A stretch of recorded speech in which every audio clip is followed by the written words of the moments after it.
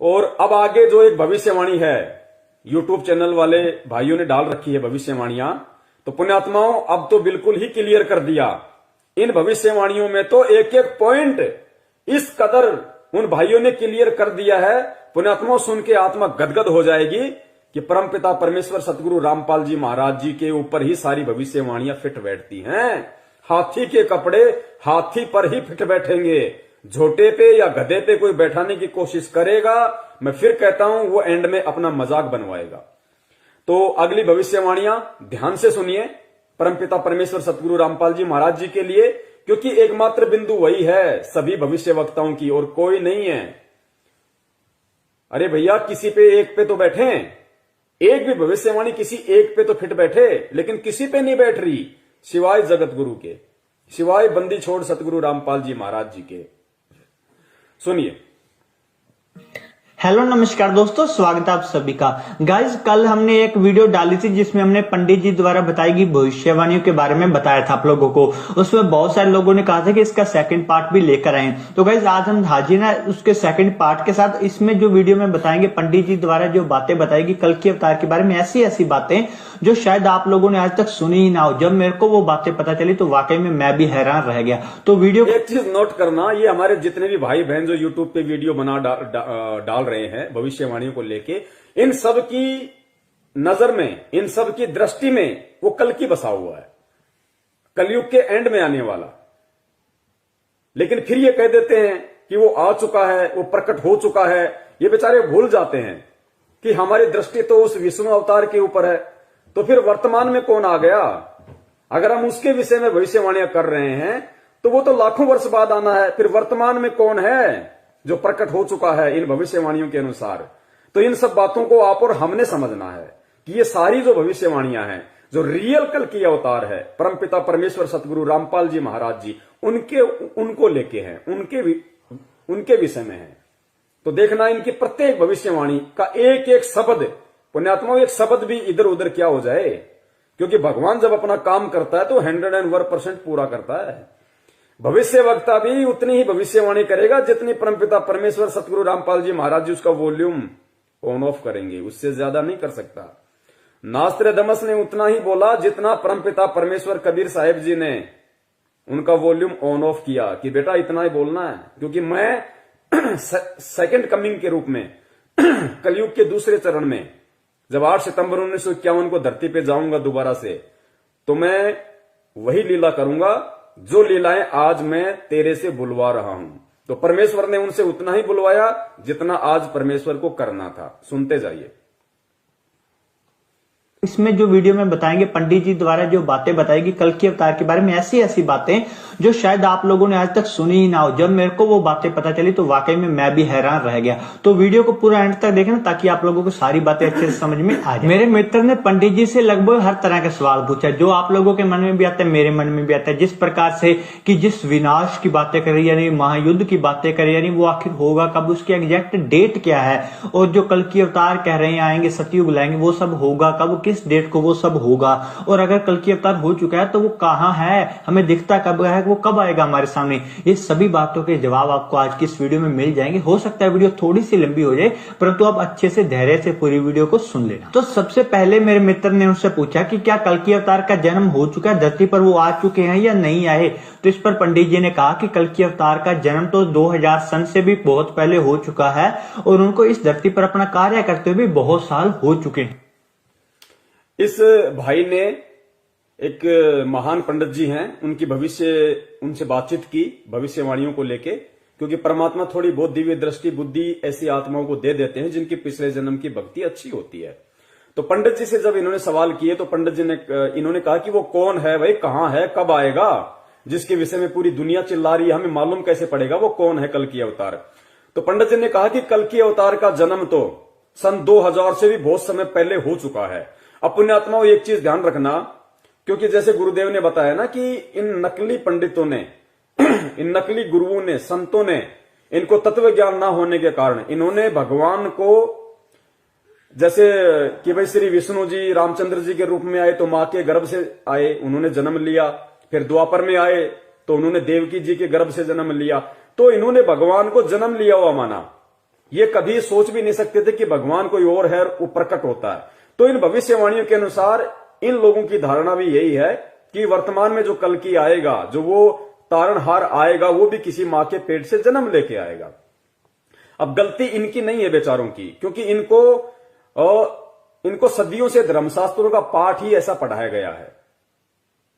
तो उस अनुसार ये बोल रहा है कि कल्कि महाराज जी जो हैं वो तो सन 2000 से भी बहुत पहले जन्म ले चुके हैं, लेकिन रियल स्थिति का आप और हमें पता है कि वो जन्म लेके आए हैं सन 2000 से बहुत समय पहले, 8 सितंबर 1951 के दिन, या फिर वो प्रकट होके आए हैं। क्योंकि बहुत सारे जो भविष्य वक्ता हैं वो जन्म की बात नहीं करते, वो प्रकट होने की बात करते हैं, जैसा कि आपने पहले भी जो भविष्य वक्ता आपको बताए उन्होंने जिक्र किया।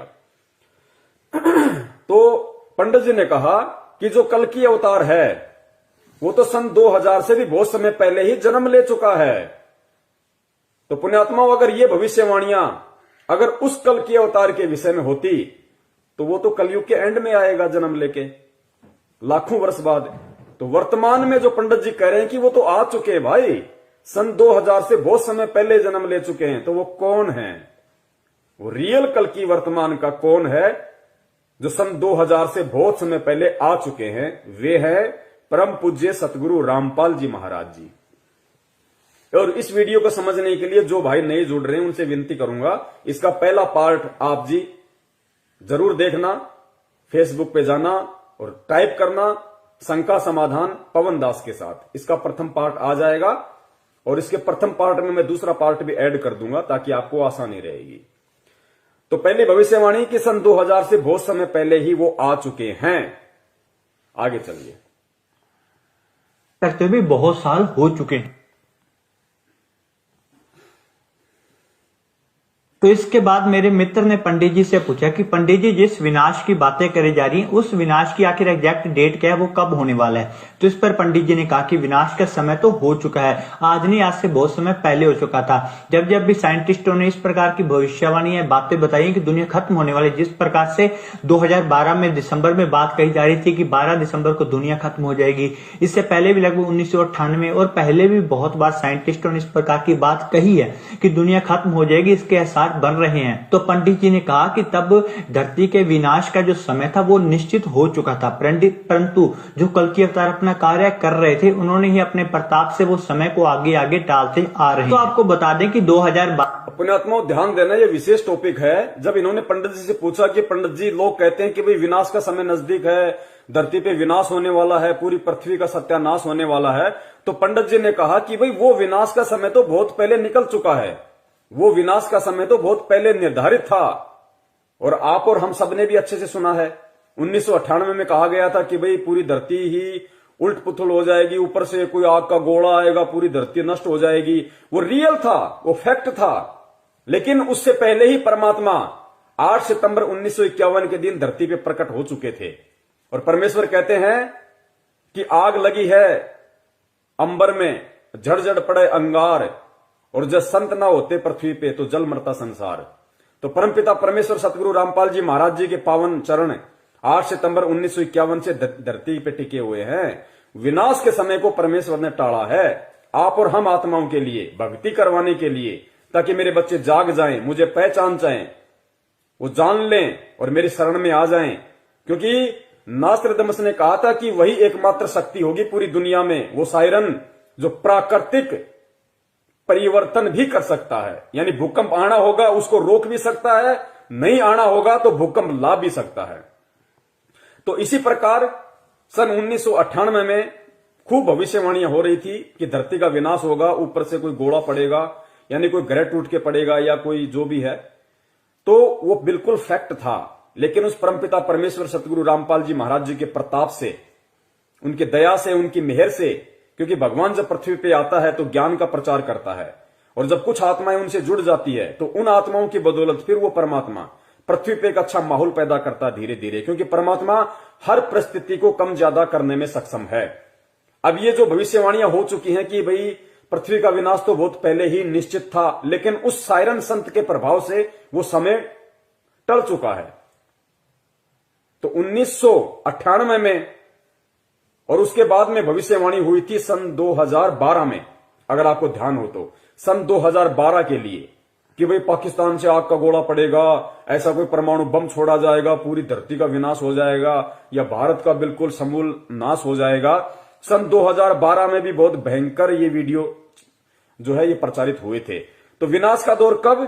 सन 1998 में। और विनाश का दौर फिर कब होना था? सत्यानाश इस देश का कब होना था? 2012 में। तो ये ध्यान रखना, ये परमपिता परमेश्वर ने जो जो घटनाएं हैं, प्राकृतिक घटनाएं, उनको कम ज्यादा करने में सक्षम है, क्योंकि वो सर्वशक्तिमान है, वो समर्थ है। कहते हैं साहिब से सब होता है, बंदे से कुछ नहीं।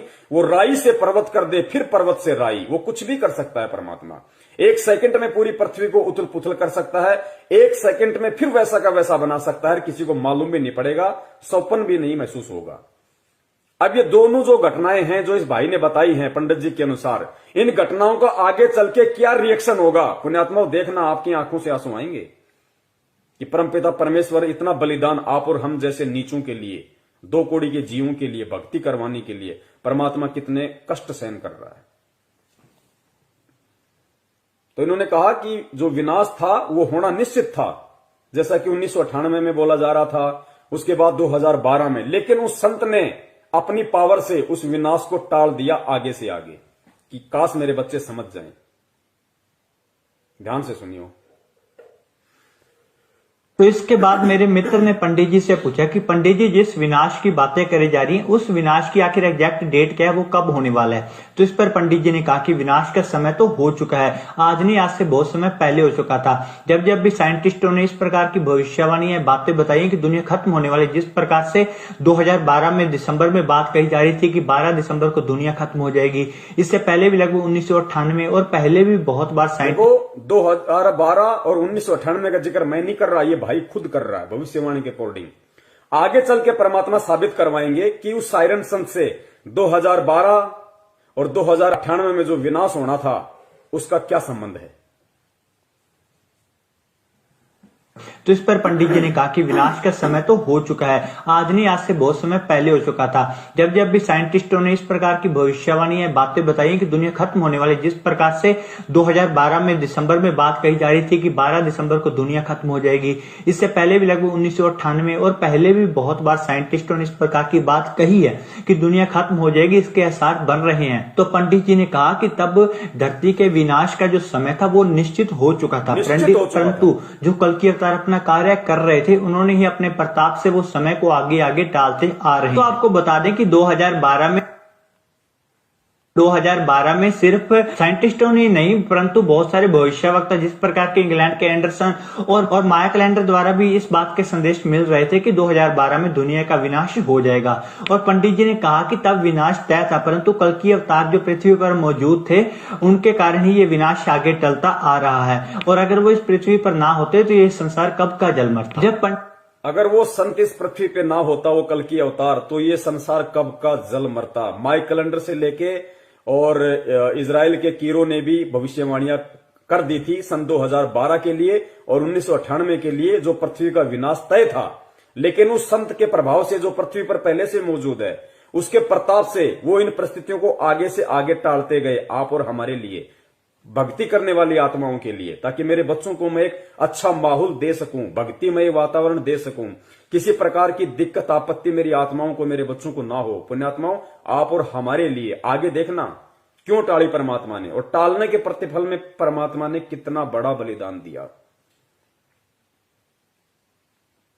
कैलेंडर द्वारा भी इस बात के संदेश मिल रहे थे कि 2012 में दुनिया का विनाश हो जाएगा, और पंडित जी ने कहा कि तब विनाश तय था, परंतु कल की अवतार जो पृथ्वी पर मौजूद थे उनके कारण ही ये विनाश आगे टलता आ रहा है, और अगर वो इस पृथ्वी पर ना होते तो ये संसार कब का जल मरता। जब आगे सुनिए।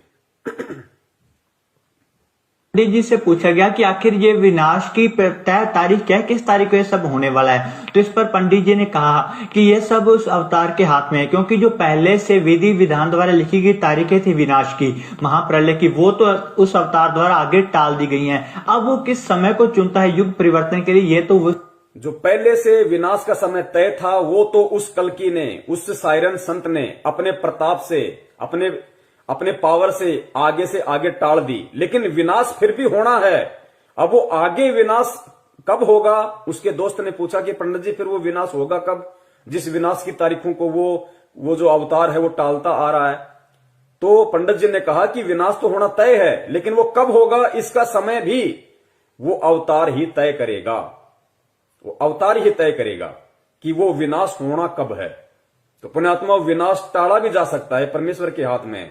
दुनिया अगर उन्हें पहचान ले तो, स्वीकार कर ले तो, अन्यथा ऐसा होना संभव है नहीं ठोकर लगे बिना। तो विनाश तो निश्चित है। एक चीज ध्यान रखना पुण्यात्माओं, परमपिता परमेश्वर सतगुरु रामपाल जी महाराज जी का एक वचन है, और संत का हर वचन, कहते हैं संत वचन पलटे नहीं, चाहे पलट जाए ब्रह्मांड।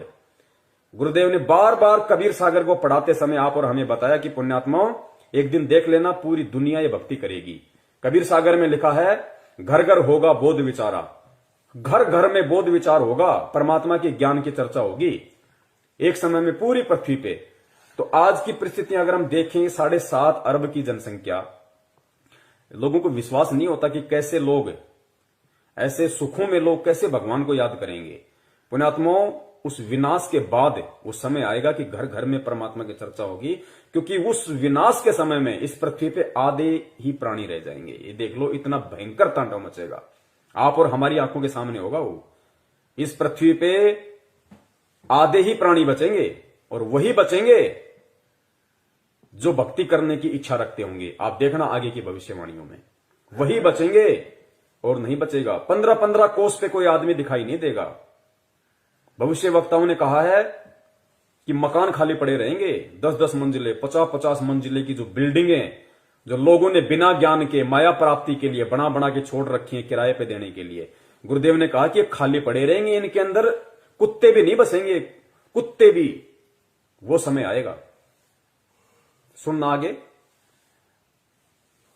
कि जो पहले से विधि विधान द्वारा लिखी गई तारीखें थी विनाश की, महाप्रलय की, वो तो उस अवतार द्वारा आगे टाल दी गई हैं। अब वो किस समय को चुनता है युग परिवर्तन के लिए, ये तो उसी अवतार पर डिपेंड करता है। पंडित जी ने कल के अवतार के बारे में और बताते हुए कहा कि यह जो अवतार होगा वो आज तक का सबसे बड़ा ईश्वरीय अवतार होगा। जिस प्रकार के आज के समय में सभी धर्म वाले अपने अपने धर्म गुरुओं के ऊपर श्रद्धा रखते हैं, उनकी पूजा करते हैं, आने वाले समय में इनके ऊपर श्रद्धा पूरे विश्व के लोग रखेंगे, इनकी पूजा पूरे विश्व में करी जाएगी। अगर अपनी बात करें इतिहास की, तो हमें इतिहास मालूम है सिर्फ राम जी कृष्ण जी तक, यानी कि द्वापर युग त्रेता युग तक। उससे पहले कितने लाखों करोड़ों युग बीत गए, तब कौन कौन से ईश्वरीय अवतार आए, उनके बारे में हमें कोई जानकारी नहीं है, और ना ही कोई भी आज उनकी पूजा करता है। परंतु ये जो अवतार होगा, जो सबसे बड़ा ईश्वरीय अवतार होने वाला है, कल की अवतार, इनकी पूजा, इनके ऊपर श्रद्धा आने वाले, जब तक ये पृथ्वी अस्तित्व में रहेगी तब तक लोग इनकी पूजा करते रहेंगे। इसके देखिए, ये संकेत है, ये भी हमने समझना पड़ेगा। पंडित जी ने कहा कि ये जो आने वाला जो अवतार है, जो ये, इसकी पूजा पूरा विश्व करेगा। ये विश्व का सबसे बड़ा अवतार होगा, और ये सभी धर्मों को एक धर्म में लाके जोड़ देगा। सभी धर्मों को एक धर्म में लाके जोड़ देगा। वो जो कल की अवतार है, जो लाखों वर्ष बाद आने वाला है, वो नहीं कर पाएगा, क्योंकि फिलहाल तो राजा हरिश्चंद्र जी आएंगे आगे, वो तो खाली एक आत्मा है। जबकि खुद विष्णु रूप में राम आए थे, श्री कृष्ण आए थे, वो सभी धर्मों को मिला के एक नहीं कर पाए। तो पुण्यात्माओं, वो पूरी दुनिया में उनकी पूजा नहीं हो पाई। लेकिन इस कल की अवतार के विषय में कहा जा रहा है कि पूरी दुनिया उनकी पूजा करेगी, वो सभी धर्मों को एक कर देगा। सभी धर्म के मानने वाले लोग उसी की पूजा करेंगे, केवल एक ही धर्म रहेगा। और परमपिता परमेश्वर सतगुरु रामपाल जी महाराज जी का पहला नारा है कि जीव हमारी जाति है, मानव धर्म हमारा, हिंदू मुस्लिम सिख ईसाई धर्म नहीं कोई न्यारा। पुण्यात्माओं, एक एक पॉइंट इस परम पिता परमेश्वर के ऊपर फिट बैठेगा। हाथी के कपड़े जोटे पे फिट नहीं बैठेंगे, ध्यान रखियो। आगे सुनिए दूसरी भविष्यवाणी में। मेरे मित्र ने पंडित जी से पूछा कि पंडित जी, अगर उस अवतार में इतनी ज्यादा शक्तियां हैं तो विनाश की क्या जरूरत है, वो तो अपने जादू शक्तियों से वैसे ही सभी को सुधार दे। तो इस पर पंडित जी ने कहा कि जो ईश्वर भी होते हैं वो भी अपने नियमों में बंधे होते हैं, ईश्वर भी कभी अपने प्रकृति के नियमों की उल्लंघना नहीं करते। पंडित जी ने आगे ये भाई कह रहा है कि मेरे दोस्त ने पंडित जी से पूछा कि पंडित जी, आप कह रहे हैं कि वो इतनी बड़ी पावर है, इतना बड़ा अवतार है, तो उसको ये विनाश करने टालने की क्या जरूरत है? वो तो पूरी दुनिया को अपने शरण में ले सकता है, सबको चमत्कार दिखा सकता है, वो तो कुछ भी कर सकता है। तो पंडित जी ने कहा कि देखो, जो ईश्वर होता है वो भी अपनी मर्यादाओं में बंधा होता है।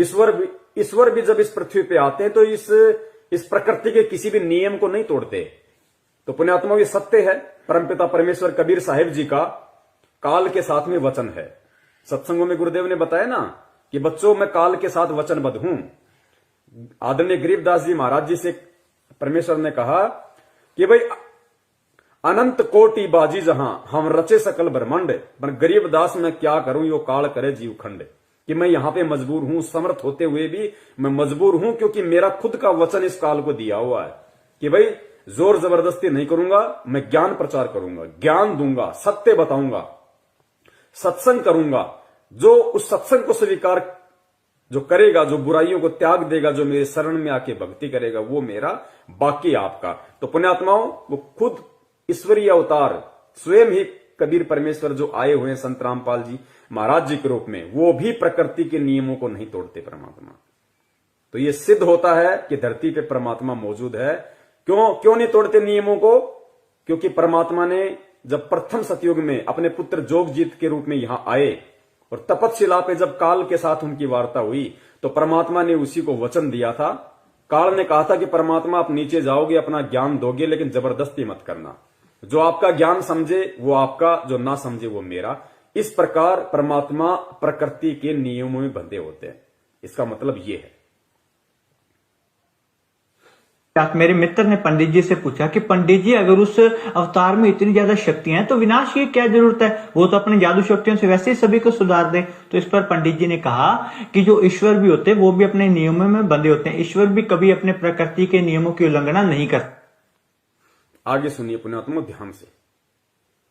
पंडित जी ने बताया कि जो कल्कि अवतार ने आज से पहले विनाश को टाला है, या आने वाले समय में विनाश के बाद जो वो लोगों की रक्षा करेंगे, वो कल्कि अवतार, उसका बदला भी खुद अपने शरीर पर कष्ट सहकर चुकाना पड़ेगा। क्योंकि ईश्वर भी कभी प्रकृति और कर्मों के नियमों को नहीं तोड़ता, इसलिए वो सभी का बदला अपने शरीर पर समय कष्ट लेकर चुकाएंगे। पुण्यात्माओं, 101% रोक के खड़े होना चाहिए।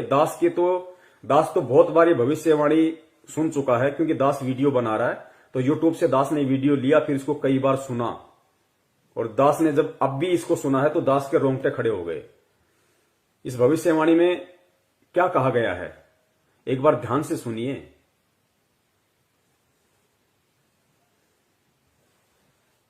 पंडित जी ने बताया कि जो कल्कि अवतार ने आज से पहले विनाश को टाला है, या आने वाले समय में विनाश के बाद जो वो लोगों की रक्षा करेंगे, वो कल्कि अवतार, उसका बदला भी खुद अपने शरीर पर कष्ट सहकर चुकाना पड़ेगा। क्योंकि ईश्वर भी कभी प्रकृति और कर्मों के नियमों को नहीं तोड़ता, इसलिए वो सभी का बदला अपने शरीर पर समय कष्ट लेकर चुकाएंगे। पंडित जी ने इतिहास का उदाहरण, इन्होंने कहा कि पंडित जी ने इनको कहा, इनके पूछने पे, कि वो जो कल्कि अवतार होगा, जो तारणहार होगा, और उसने पृथ्वी के विनाश के समय को जो टाला है, यानी सन 1998 में जो पृथ्वी का विनाश होना था, निश्चित था, परमपिता परमेश्वर सतगुरु रामपाल जी महाराज जी ने, उस अवतारी महापुरुष ने उस विनाश को टाला। और उसके बाद में 2012 में जो विनाश निश्चित था, उस विनाश को उस परमात्मा ने टाला, आगे बढ़ाया समय को, और फिर कहा कि आने वाले समय में जो विनाश होने वाला है, उस विनाश में वो जिन जिन आत्माओं की रक्षा करेगा, क्योंकि पुण्यात्माओं, उस विनाश में हम बच जाएं, या हमारे जैसे और भाई बहन बच सकें, इतने पुण्य हमारे पास नहीं है। परमात्मा अपने पुण्यों से, परमात्मा अपने प्रभाव से, अपनी शक्ति से, प्रकृति के नियमों को तोड़ते हुए, पुण्यात्माओं देख लो, बाप अपने बच्चों के लिए क्या क्या नहीं करेगा। परमात्मा, क्योंकि काल को चाहिए हिसाब, भाई चाहे कोई मरो कोई बचाओ, मुझे जितने मारने थे मुझे उतने चाहिए। तो परमात्मा अपनी तरफ से, अपने कोटे से हमारी रक्षा करेगा आने वाले समय में, हम भक्तों की भी। और 1998 में जिस विनाशकारी समय को परमात्मा ने आगे बढ़ाया, क्योंकि वो निश्चित था, वो प्रकृति ने निश्चित कर रखा था, काल ने विनाश का समय निश्चित कर रखा था, लेकिन परमात्मा ने उसको आगे बढ़ा दिया, टाल दिया। फिर 2012 में उस विनाश के समय को टाल दिया। तो पंडित जी ने कहा कि भगवान भी कभी प्रकृति के नियमों को नहीं तोड़ते। भगवान ने प्रकृति को पूरा हिसाब देना है, उसको पूरा हिसाब देगा परमात्मा कि भाई तेरे इसमें हस्तक्षेप नहीं करूंगा मैं।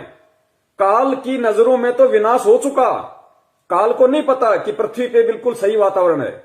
उसकी दृष्टि में तो परमात्मा ने काल को विनाश दिखा दिया कि तूने जितने मारने थे तूने देख मार दिए, लेकिन मैंने मेरी गुप्त शक्ति से इन सबको बचाया हुआ है।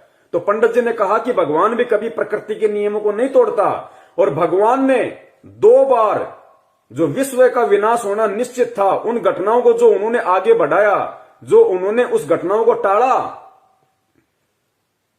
उसका बदला वो अवतार अपने शरीर पर कष्ट सह के चुकाएगा।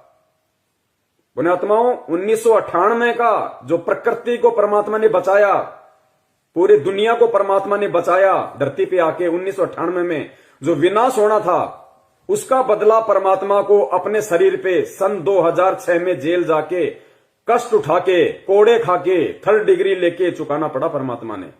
1998 के विनाश को आप और हम जैसे दुष्टों से भक्ति करवाने के लिए, राजनीति करवाने के लिए नहीं, आरक्षणबाजी करवाने के लिए नहीं, हम जैसे दुष्टों से भक्ति करवाने के लिए, हमारे आत्म कल्याण के लिए परमात्मा ने 1998 का जो निश्चित था विनाश, उसको टाला और काल के डॉक्यूमेंट्स में उसको पूरा किया, अपने शरीर पे कोड़े खाके।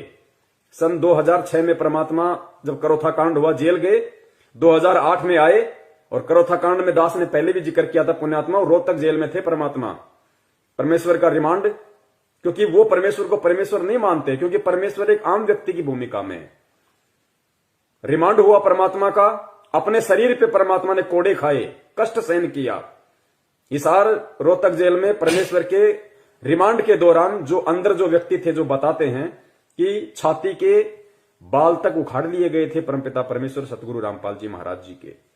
वो कष्ट परमात्मा ने आप और हम जैसे दुष्टों के लिए सहन किया, जो पंडित जी अपनी भविष्यवाणी में बता रहे हैं। हालांकि उन्हें नहीं पता वो कौन है, लेकिन उसका निर्णय तो आज आप और हम करेंगे, क्योंकि वो दृष्टि परमात्मा ने आप और हमें दी है। तो 1998 का जो विनाश था, उसको परमेश्वर ने टाला, और उस विनाश की सजा परमेश्वर ने 2006 में अपने शरीर के ऊपर ली। फिर 2012 का विनाश था, परमात्मा ने उसको टाला, और उस विनाश की सजा परमात्मा ने 2014 के बाद में 4 बार परमेश्वर का रिमांड वहां पे हुआ। इस बात को आप और हम समझ सकते हैं कि परमेश्वर आम संत की भूमिका में है, और जेल वाले उन्हें कोई भगवान नहीं मानते, कोई परमात्मा नहीं मानते, उनकी नजर में वो कैदी है, मुजरिम है। तो 2012 का जो विनाश निश्चित था, उस घटना को परमेश्वर ने आगे बढ़ाया, और उस घटना का जो वो दंड था, वो परमेश्वर ने अपने शरीर पे भोगा 2014 के करोथा कांड के बाद में। तो पुण्यात्माओं,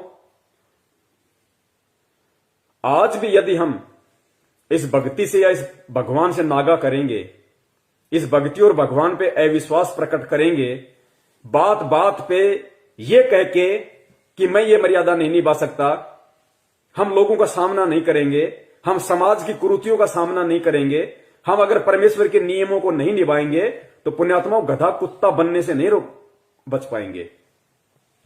जब इतना कष्ट वो परमेश्वर आप और हम जैसे नीचों के लिए खुद उठा रहा है, तो हमारी भी तो कुछ जिम्मेदारी बनती होगी। या बाप ही हमेशा परीक्षा देता रहेगा, बाप ही सारे कष्ट और दुख परेशानियां झेलता रहेगा, लोगों की गालियां खाता रहेगा, लोगों से रिमांड कि अब भी हम नियम तोड़े। और क्या नियम है? ये तो बुराइयां हैं, गंदगी, ये तो जानवर को भी नहीं करनी चाहिए। बीड़ी, सिगरेट, गांजा, अफीम, कुचरित्र, कुदृष्टि है, ये व्यर्थ की ये परंपराएं, 12वां 13वां। अरे मर गया तो मर गया, दुनिया नहीं मर रही क्या? हम नहीं मरेंगे क्या? हम सर का मुंडन करवा लेंगे तो क्या वो जिंदा हो जाएगा? 2 पंडितों को बैठा के उनका पेट भर देंगे तो क्या जिंदा हो जाएगा? उसके नश्वर शरीर का, उसके मिट्टी शरीर की अस्थियां गंगा जी में जाके भवाएंगे, क्या वो मुक्त हो जाएगा? हम तो उल्टा गंगा जी को दूषित करने का पाप अपने सिर पे मोल ले रहे हैं। कौन से नियम है? क्या नियम है? ये तो बुराइयां हैं, ये तो किसी को भी नहीं करने चाहिए। और हम कहते हैं कि ये हमसे हो नहीं पाएंगे। मैं मेरे पति का विरोध नहीं सहन कर पा रही, मैं मेरी पत्नी का विरोध नहीं सहन कर पा रही। मेरी पत्नी कह रही है या तो बाबा रामपाल के पीछे रह ले या मेरे को छोड़ दे। अरे भाड़ में जाए ना पत्नी, कितनी बार मिल गई ऐसी पत्नी हमें, कौन सा हमारा उसने उद्धार कर दिया? हमारा शरीर खा गई, हमारा पैसा खा गई, जवानी खा गई, कौन सा हमारा उसने उद्धार कर दिया? तो पुण्यात्माओं, अब दृढ़ हो जाओ। चाहे बाप हो, चाहे बेटा हो, चाहे बेटा बाप का विरोध करे, चाहे बाप बेटे का विरोध करे, चाहे पति पत्नी का विरोध करे, चाहे पत्नी पति का विरोध करे, चाहे समाज विरोध करे, चाहे कुछ भी विरोध करे, दृढ़ हो जाओ परमेश्वर पे दृढ़। और जब दृढ़ हो जाओगे ज्ञान आधार से, तो परमेश्वर फिर झुकने नहीं देंगे। भगवान भी तो कोई चीज है, फिर भगवान का रोल कहां होगा? वो कब काम आएंगे? और परमेश्वर कहते हैं, जैतू चाले एक कदम मैं चालू कदम 60, कि तू एक कदम तो मेरे लिए आगे बढ़, मेरे लिए संघर्ष कर। मैं चालू कदम 60, मैं 60 कदम आगे रहूंगा तेरे से, तेरा रक्षक बन के झाड़ू निकालूंगा तेरे आगे, तेरे भक्ति रूपी सफर में तेरे जीवन में कोई परेशानी कांटा ना चुभ जाए। जैतू चाले एक कदम मैं चालू कदम 60, और जैतू हो जा काठ का मैं हो जाऊं लोहे की लाठ। तू एक बार लकड़ी के जितना मजबूत तो बन, मैं लोहे की तरह मजबूत बन के तेरे आगे खड़ा हो जाऊंगा।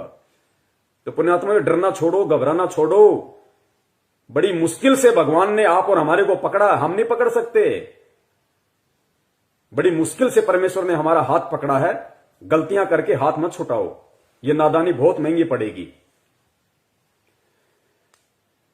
तो उस विनाश को जो रोकने की सजा, पंडित जी की भविष्यवाणी के अनुसार वो संत, वो अवतार अपने शरीर पे कष्ट सह के चुकाएगा, क्योंकि वो प्रकृति के नियम नहीं तोड़ता। तो पुण्यात्माओं, 1998 का विनाश परमेश्वर ने रोका, और उसकी सजा परमेश्वर ने अपने शरीर पे 2006 में भोगी। 2012 का परमात्मा ने विनाश रोका, पूरी पृथ्वी को उस परमात्मा ने बचाया। जो आज उसका विरोध कर रहे हैं उनको भी बचाया, क्योंकि सब परमेश्वर की आत्माएं। उसकी सजा परमेश्वर ने 2014 के बरवाला कांड में उठाई। ये भविष्यवाणियां हैं। क्या किसी संत महंत पे खरी उतर रही हैं? क्या किसी शंकराचार्य पे भविष्यवाणियां खरी उतर रही हैं? किस पे उतर रही हैं? उसी पे उतरेंगी जो तारणहार होगा, जो उद्धार करता होगा, जो पूरी दुनिया पे राज करेगा। राज भी वही करेगा जो आज अपने शरीर पे कष्ट उठा के आप और हमें राज करवा रहा है। आने वाले समय में वो राज भी वही करेगा।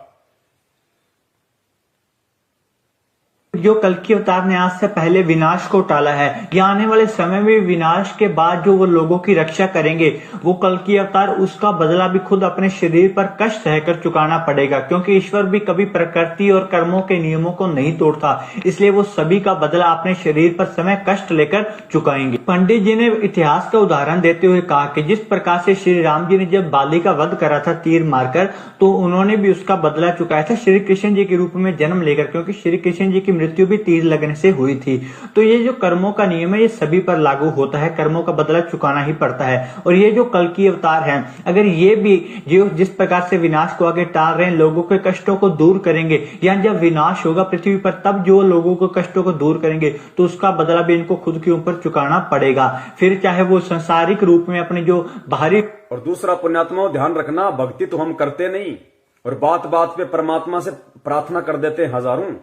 सिर में दर्द हो गया तो परमात्मा से प्रार्थना, खांसी हो गई तो परमात्मा से प्रार्थना, और कोई बीमारी हो गई तो परमात्मा से प्रार्थना, घर में पैसा नहीं तो परमात्मा से प्रार्थना, लड़की के लड़का नहीं हुआ तो परमात्मा से प्रार्थना, 2 दिन काम धंधा सही नहीं चला तो परमात्मा से प्रार्थना। हम इतने बड़े मंद बुद्धि हैं। अरे परमेश्वर हमें हमारी प्रार्थनाओं के ऊपर जो हमारी रक्षा कर रहे हैं, हमारी नासमझी के चलते भक्ति हम करते नहीं। गुरुदेव ने कहा कि बेटा, भक्ति से सब चीजों का सब कुछ होगा, लेकिन भक्ति हम करते नहीं। डिमांड परमात्मा से रोजाना लाख कर देते हैं, और काल भगवान तो यही करता है, परमात्मा को दुखी संगत में छोड़ दिए इन काल एजेंटों ने।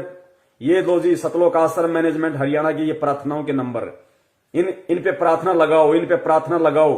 भक्ति कोई करता नहीं, प्रार्थना लगाओ, खुद भी लुटो, परमात्मा को भी दुखी करो। दुखी कैसे?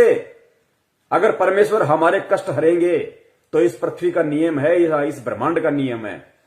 अगर परमेश्वर हमारी बीमारियां ठीक करेंगे तो हमारे पास तो भक्ति है नहीं, हम तो भक्ति करते नहीं। तो परमात्मा अपने बच्चों को दुख देख नहीं सकता, तो परमेश्वर अपने कोटे से हमें लाभ देता है, हमारी उन बीमारियों को, परेशानियों को ठीक करता है। और फिर प्रकृति के नियम अनुसार वो बीमारियां परमात्मा ने अपने शरीर पे लेके उनका कष्ट उठाना पड़ता है। हिसार जेल से परमात्मा ने कितनी याचिका लगाई? दांत दर्द की, पीठ दर्द की, छाती में दर्द की। पुण्यात्माओं, ये हमारी अनावश्यक जो डिमांड है परमात्मा से, कार की, कोठी की, पैसों की, लड़कों की, लड़कियों की, गाड़ी की, घोड़ों की, ये अनावश्यक जो हमारी डिमांडें है ना, हमारी मंद बुद्धि के चलते जो हम उस परमात्मा से करते हैं, वो परमात्मा तो दयालु है, वो तो डिमांडें पूरी अपनी करेगा। क्योंकि जो व्यक्ति जब बल्कि माता पिता बन जाते हैं ना, तब उन्हें मालूम पड़ता है। छोटे बच्चे को नहीं पता कि मेरे माता पिता की आर्थिक स्थिति क्या है, लेकिन वो डिमांड कर देते हैं कि मेरे को बाइक चाहिए, मेरे को ये चाहिए, मेरे को वो चाहिए। तो माता पिता को पता है कि हमारी स्थिति ऐसी है नहीं, लेकिन बच्चों को तो कहीं ना कहीं से लाके देना ही पड़ेगा, वरना उनका दिल टूटेगा। तो वो कहीं से वो कर्जा करते हैं, उधार लेते हैं, फिर उस उधार को चुकाने के लिए वो तगारियां घेरते हैं बेचारे, गर्मी में, धूप में पसीने बहाते हैं, लेकिन बच्चों को दुखी नहीं करते। तो पुण्यात्माओं, ये जो अनावश्यक जो हमारी डिमांड है परमात्मा से देखी नहीं जाती, वो कहीं ना कहीं से पूरी करता है परमात्मा, और फिर वो कष्ट अपने ऊपर लेता है। फिर तो पुण्यात्माओं, हमें परमेश्वर से सिवाय भक्ति के कुछ नहीं मांगना। गुरुजी भी कहते हैं कि भक्ति दान मोहि दीजियो देवन के देवा हो, कि अगर तुम भक्ति मांगोगे और भक्ति तुम करोगे बच्चों, तो भक्ति से परमात्मा तुम्हें सारे सुख देगा, तुम्हें अलग से कुछ मांगने की जरूरत है ही नहीं। तो पुण्यात्माओं, इन चीजों का हमें ध्यान रखना है। लोगों के कष्टों को दूर करेंगे, या जब विनाश होगा पृथ्वी पर, तब जो लोगों के कष्टों को दूर करेंगे तो उसका बदला भी इनको खुद के ऊपर चुकाना पड़ेगा। फिर चाहे वो सांसारिक रूप में अपने जो बाहरी रूप से शरीर पर कष्ट लेकर या बदनामी का सामना करके उनको वो सब चीजें चुकानी पड़ेंगी। मेरे शरीर पे कष्ट लेके या बदनामी का सामना करके वो उनको चुकाना पड़ेगा। तो परमात्मा शरीर पे भी कष्ट ले रहे हैं और बदनामी, आज संत रामपाल जी महाराज जी का नाम ले दीजिए, लोगों के माथे में 3 तोड़ियां पड़ जाती है। सरकार ने उनको देशद्रोही बना दिया, देशद्रोही का कलंक लगा दिया, बेफालतू में, बेमतलब में, निराधार तरीके से। तो संत वेशभूषा में भी यदि आज कोई महाबदनाम है लोगों की अनभिज्ञता के कारण, तो कौन बदनाम है? संत रामपाल जी महाराज। ये भविष्यवाणियां उन्हीं पे फिट बैठेंगी और किसी पे फिट नहीं बैठ सकती सिवाय उनके अलावा। तो शरीर पे कष्ट लेके भी और बदनामी का दाग लेके भी इन भविष्यवाणियों के अनुसार अगर कोई फिट बैठता है तो परम पूज्य सतगुरु रामपाल जी महाराज जी, दुनिया में कोई नहीं है। टाल रहे हैं, लोगों के कष्टों को दूर करेंगे, या जब विनाश होगा पृथ्वी पर, तब जो लोगों के कष्टों को दूर करेंगे तो उसका बदला भी इनको खुद के ऊपर चुकाना पड़ेगा। फिर चाहे वो सांसारिक रूप में अपने जो बाहरी रूप से शरीर पर कष्ट लेकर या बदनामी का सामना करके उनको वो सब चीजें चुकानी पड़ेंगी। मेरे मित्र ने फिर पंडित जी से कहा कि पंडित जी, बहुत सारी भविष्यवाणियों में और जो कल की अवतार के बारे में बताते हैं, वो लोगों को कहना है कि कल की अवतार खुद भक्ति कर रहे हैं लोगों की रक्षा करने के लिए, पृथ्वी की रक्षा करने के लिए, परंतु आप तो कह रहे हैं कि वो खुद ईश्वर का सबसे बड़ा स्वरूप है, तो वो किसकी भक्ति कर रहे हैं? फिर ईश्वर ने नियम बनाया है कि जब मनुष्य ईश्वर की भक्ति करेगा उसके बाद ही उसे ईश्वर के दर्शन होंगे। यही नियम की पालना खुद कल की अवतार ने भी करी है, इसलिए उन्होंने भक्ति करी थी खुद अपने ही स्वरूप के दर्शन करने के लिए। आगे इन्होंने पंडित जी से पूछा कि पंडित जी, आप तो कहते हैं कि वो तो खुद परमात्मा है, वो तो सबसे बड़ा ईश्वरीय अवतार है, फिर पंडित जी वो किसकी भक्ति कर रहा है और क्यों भक्ति कर रहा है? तो पंडित जी ने कहा कि देखो, ईश्वर भी जब यहां पे आते हैं मानव शरीर धारण करके तो मर्यादाओं में रहते हैं, और वो कल की अवतार होगा, जो वो तारणहार होगा, वो अपने ही स्वरूप की भक्ति करेगा।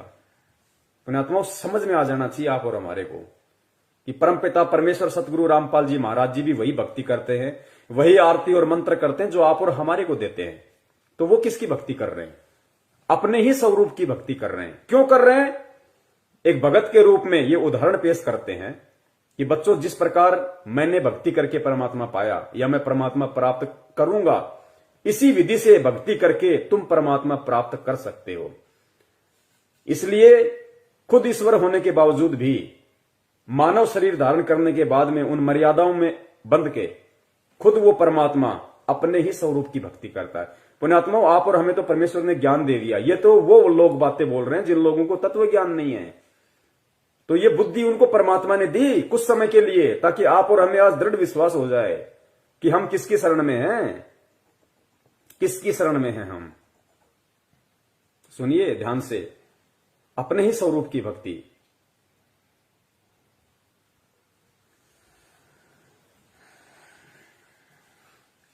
मित्र ने फिर पंडित जी से कहा कि पंडित जी बहुत सारी भविष्यवाणियों में और जो कल की अवतार के बारे में बताते हैं वो लोगों को कहना है कि कल की अवतार खुद भक्ति कर रहे हैं लोगों की रक्षा करने के लिए, पृथ्वी की रक्षा करने के लिए, परंतु आप तो कह रहे हैं कि वो खुद ईश्वर का सबसे बड़ा स्वरूप है, तो वो किसकी भक्ति कर रहे हैं? फिर ईश्वर ने नियम बनाया है कि जब मनुष्य ईश्वर की भक्ति करेगा उसके बाद ही उसे ईश्वर के दर्शन होंगे। यही नियम की पालना खुद कल की अवतार ने भी करी है, इसलिए उन्होंने भक्ति करी थी खुद अपने ही स्वरूप के दर्शन करने के लिए। क्योंकि उनसे बढ़ के तो कोई है नहीं जो वो उनकी भक्ति करें, क्योंकि खुद कबीर परमात्मा संत रामपाल जी महाराज जी के रूप में, अब वो किसकी भक्ति करें? उनसे ऊपर कोई है ही नहीं, कोई देव ही नहीं है उनसे ऊपर। वो खुद ही सृष्टि के रचनहार हैं, सारे ब्रह्मांडों पे उनकी सत्ता है, एकमात्र वो प्रजा पालक हैं, शासक हैं। वो किसकी भक्ति करेंगे? तो देखो, वो तत्व ज्ञान से अनभिज्ञ व्यक्ति भी ये कह रहा है कि वो अपने ही स्वरूप की भक्ति कर रहा है। अब जैसे रामचंद्र जी आए, विष्णु जी के अवतार थे, तो विष्णु जी का क्या नाम है? किलियम नाम दिया परमात्मा ने। जो रियल जो उनका भक्ति मंत्र है वो किलियम। लेकिन रामचंद्र जी ने किसकी भक्ति करी? अपने ही मंत्र की भक्ति नहीं करी, उन्होंने अपने से ऊपर वाले की भक्ति करी, ओम नाम की। वशिष्ठ से नाम लिया ओम, क्योंकि विष्णु जी से ऊपर ओम है, काल है, तो उसने उसकी भक्ति करी। फिर श्री कृष्ण जी के रूप में आए वही विष्णु भगवान, तो उन्होंने अपने नाम की भक्ति नहीं करी, अपने से ऊपर की भक्ति की, ओम नाम की, दुर्वासा से नाम लेके। और यहां पंडित जी की भविष्यवाणी के अनुसार जो वो आएगा महापुरुष, वो किसकी भक्ति करेगा? वो अपने ही स्वरूप की भक्ति करेगा, क्योंकि उससे ऊपर कोई नाम है ही नहीं, उससे ऊपर कोई देव है ही नहीं, उसके अलावा कोई देव है ही नहीं। तो पुण्यात्मा समझ में आ जाना चाहिए कि भक्तिहीन प्राणी भी ये साबित कर रहे हैं कि धरती पे भगवान मौजूद है संत रामपाल जी महाराज जी के रूप में। कहां धक्के खा रहे हैं हम।